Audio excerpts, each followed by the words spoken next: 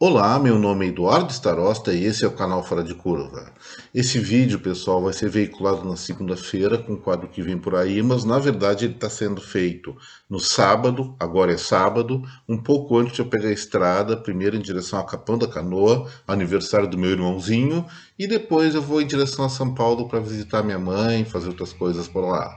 Mas isso não vai afetar a qualidade do vídeo, porque é o quadro que vem por aí. Eu já tenho toda a agenda de assuntos econômicos principais aqui do Brasil, especialmente alguma coisa do mundo, para essa semana que está começando. Já desejo para vocês uma baita de uma semana com muito sucesso e realização. Na segunda-feira, que eu não vou poder analisar, porque eu vou estar na estrada, vai sair o que eu imaginava que fosse publicado na semana passada, que é a evolução do emprego do CAGED. As projeções apontam para uma alta de 260 mil postos de trabalho.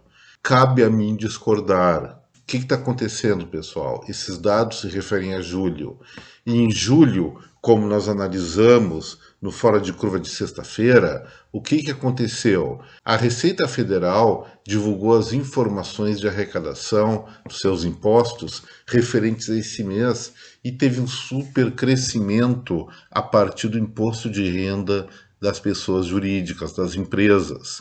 E se a arrecadação desse tipo de imposto no mês passado aumentou de uma maneira bastante significativa, acima de 20% em termos nominais e mais de 10% em termos reais, isso significa o quê? As empresas estão lucrando mais porque estão produzindo mais, provavelmente contratando um número de funcionários maior do que imaginado. Então, se os analistas de plantão estão prevendo 260 mil postos de trabalho, eu já aumento a minha aposta para perto de 300 mil. Lembrando que em julho é mês de férias escolares, incluindo aí o ensino das crianças, adolescentes e até dos adultos que frequentam a universidade. E nesse sentido, especialmente depois de 2 anos com restrições ao convívio social, o turismo no nosso país deve ter bombado muito.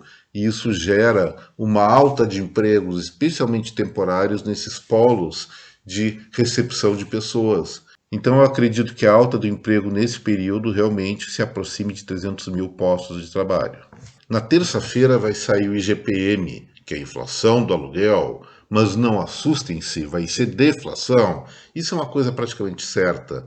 O IGPM, vamos relembrar, como eu sempre falo, cobre a alta de preços, a variação de preços, porque vai ser baixa, entre 15 de julho e 15 de agosto. Então, nós estamos falando do indicador de agosto envolvendo preços por atacado e preços ao consumidor. No âmbito dos preços ao consumidor, nós temos sim ainda a influência de julho, especialmente um pouquinho de agosto, em relação à queda do preço dos combustíveis pela redução de impostos, isso inclui energia, e em agosto nós temos mais queda ainda por conta da redução do preço internacional do petróleo, agora está meio estabilizando, perto de $100, mas a realidade da primeira quinzena foi de queda.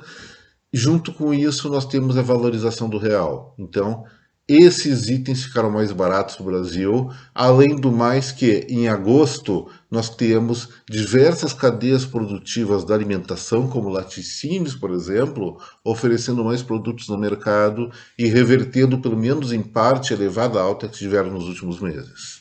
Também na terça-feira, nos Estados Unidos, vai ter um relatório de ofertas de emprego. A estimativa deles é que sejam oferecidas 11 milhões de vagas, frente a 6,7 milhões referentes ao mês de junho. Isso se refere a julho. O que está acontecendo? Se esse relatório estiver correto, aquela história de recessão dos Estados Unidos, pelo menos por enquanto, vira fava contada. Ela não existe. Tanto que os próprios norte-americanos revisaram seu PIB no segundo trimestre do ano, quando falavam que ia cair de 0,9% a 0,8%, agora é uma retração de 0,6%, e esses 0,2 pontos percentuais de redução da queda, ele é bastante significativo numa economia enorme como a norte-americana. Na quarta-feira vai sair a taxa de desemprego calculada pelo IBGE.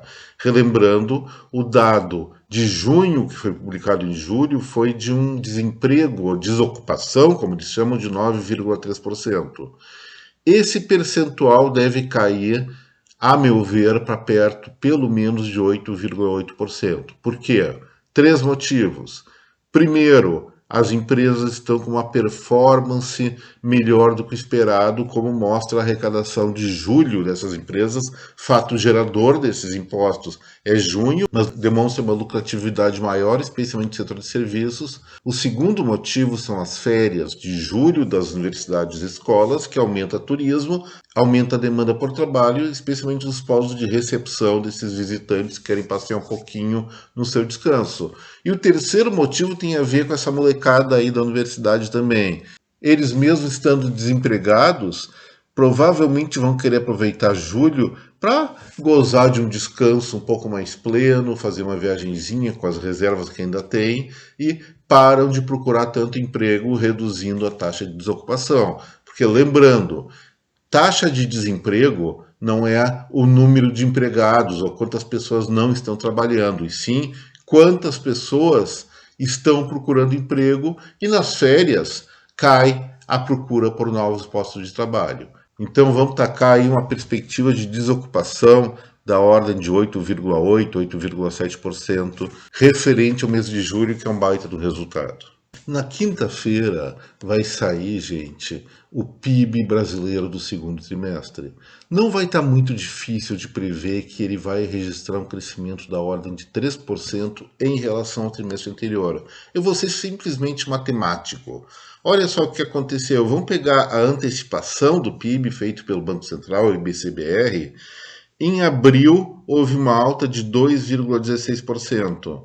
Maio, de 3,63% e junho de 3,09%. Ou seja, vai crescer em torno de 3% por essas evidências ou esses fortes indícios que nós temos aqui. De fato, a economia brasileira no segundo trimestre do ano foi bem melhor que aqueles analistas de plantão estavam prevendo. Vamos lembrar, o Boletim Focus, se vocês pegarem final de 2021, início de 2022, estava projetando uma alta do PIB de no máximo 0,5% ou até queda do Produto Interno Bruto brasileiro. Agora eles já estão se aproximando do fora de curva, esses copiões, e já chegam em 2% quando eu falo que no mínimo é 2,5%, e eu acho ainda que vai aumentar esse resultado da economia brasileira para melhor. E finalmente na sexta-feira o IBGE vai divulgar a produção brasileira industrial de julho. O Instituto vai trabalhar bastante nessa semana e a previsão que tem é de uma alta em torno de 0,5%, a qual eu não estou muito confiante. Por que isso? Porque as fábricas brasileiras, mesmo com a redução de IPI, elas estão reagindo muito devagar ainda, lembrando que isso é um problema estrutural. Então, se crescer 0,5%, 1% vai ser uma grata surpresa. Mas eu acredito muito mais numa situação de estabilidade ou até uma pequena queda em relação a julho do ano passado.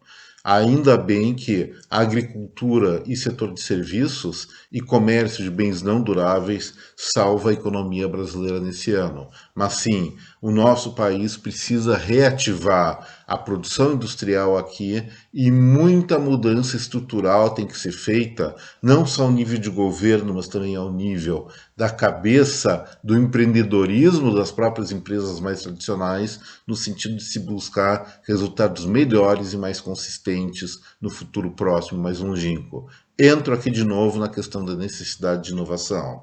E, gente, com isso eu encerro o Fora de Curva de hoje. Repito, desejo que todos tenham uma baita de uma semana muito produtiva, muito feliz, cheia de realizações.